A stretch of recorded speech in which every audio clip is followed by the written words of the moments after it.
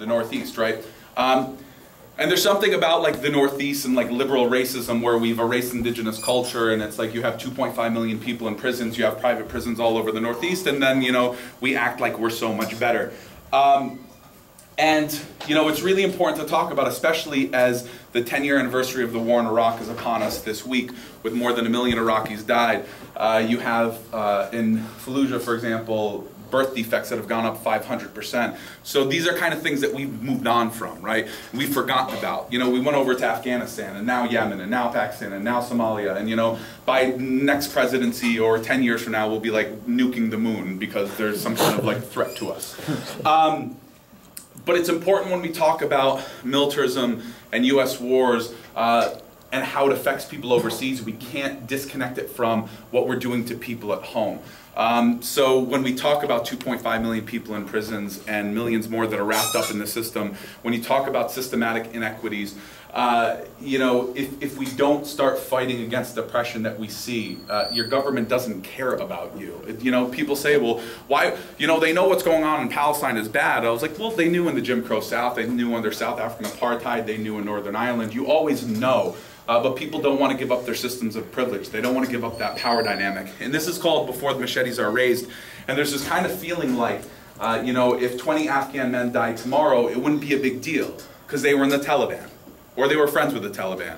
Or one time they saw this YouTube video and it said Taliban on it, so they bombed the living hell out of their village and killed the 20 people, and no big deal. And what literally ends up happening is that people are whittled down to best case scenario statistics and numbers. And when you do that, it is so much easier to drop that bomb, to pull that trigger, and to occupy that village. And especially within America, you know, like you go to LaGuardia Airport and it's like, God bless the troops. And I never understood what that means. Does that mean like God kill the Iraqis and the Afghans and the Pakistanis? Like what is that, like God bless war? Like I'm not really a fan of that.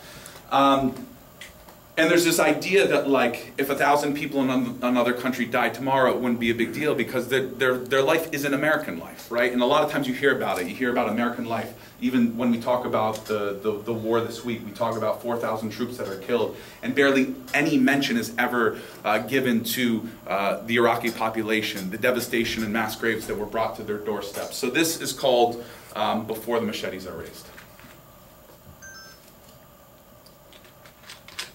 And it's to say that it's not American life that matters, it is human life that matters.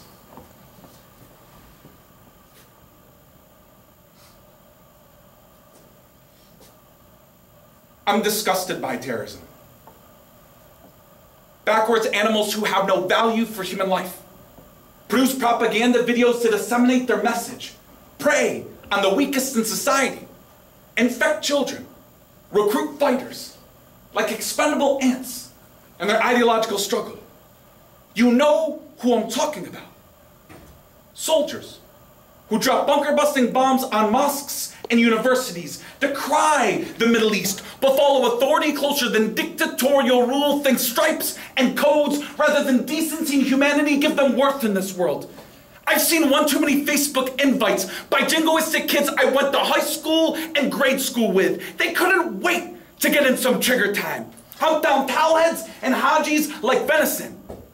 And when some Marines grenade launcher catapults 120 mini bombs per minute, takes out 17 houses and 14 schoolgirls, I'm supposed to feel bad that he can't see his wife and daughter on Christmas.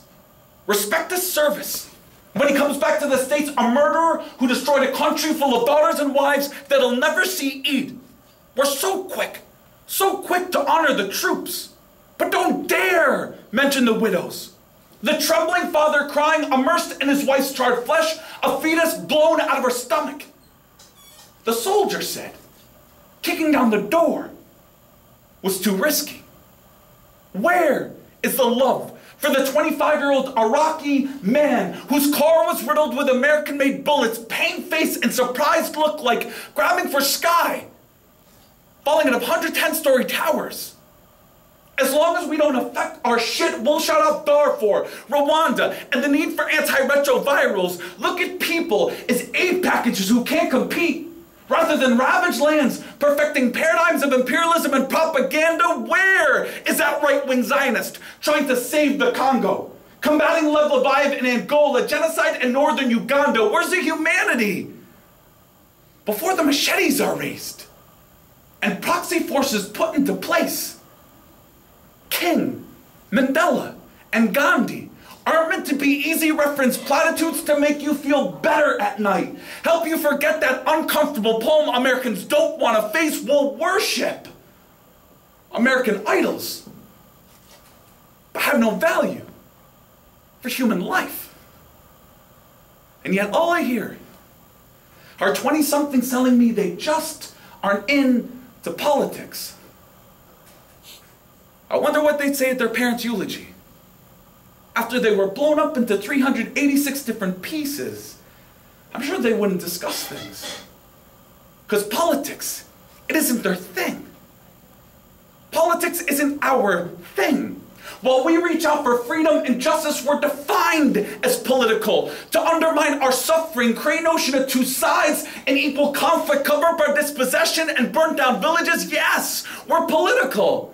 So you can ignore us, delegitimize and forget us. But we're human beings gracing the window pane, reflecting stillborn images. We're voices, chime in choirs and temples. We're life that won't be forgotten. We're here, and we won't go away.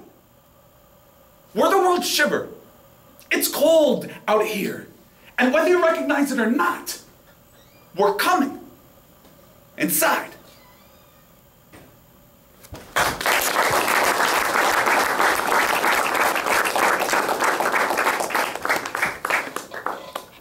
I can hear that radical clapping.